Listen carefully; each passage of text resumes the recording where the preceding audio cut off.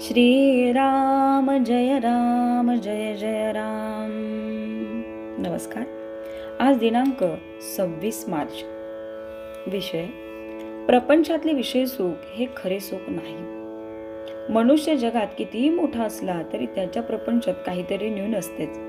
न्यूनता नाही असा प्रपंचच नाही। एखादा प्रापंचिक माझा प्रपंच पूर्ण आहे म्हणून सांगणारा भेटेल, परंतु चालले आहे असेच चालावे यात कमी तर नाही ना कधी पडणार अशी त्याला काळजी असतेच, म्हणजे त्याला खरे सुख असे नसतेच।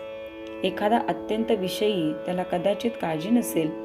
दारूच्या धुंदीत असणाऱ्याला राजाचीही पर्वा नसते, वस्त्राचीही शुद्ध नसते आणि तो आपल्याच धुंदीत आनंदात असतो, पण हे सर्व त्याची धुंदी उतरली नाही तोपर्यंतच।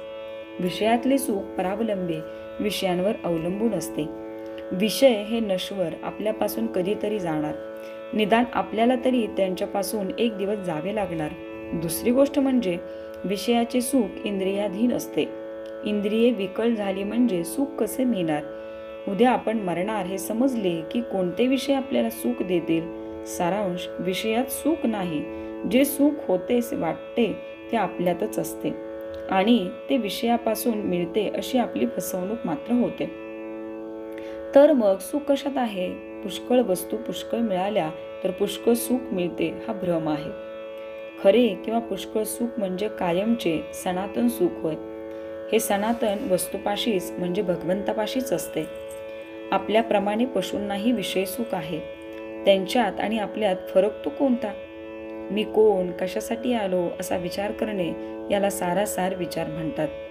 प्रपंचातही आपण विचार करतो, कशात आपला फायदा आहे, कशात आपला तोटा आहे हे बघतो, पण सर्वच असार त्यात सार ते कुठून कसे येणार?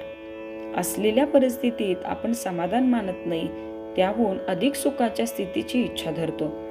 देवाची भक्ती करणे, संतांकडे जाणे हे सुद्धा विषय मिळवण्याकरता आपण करतो। मग आपली ही सेवा भक्ती विषयांची झाली का संतांची? देव संत यांचा उपयोग इतर गोष्टींप्रमाणे विषय मिळवण्याचे साधन म्हणून नाही का आपण करीत? मांजर आडवे गेले की आपले काम होणार नाही ही भगवंताची सूचना आहे असे समजून आपण परततो, पण एक बायको मेली की दुसरी करण्याच्या विचाराला लागतो। सारांश, आपले ध्येयच विषय हे असते आणि ते मिळवण्याची आपली खटपट असते।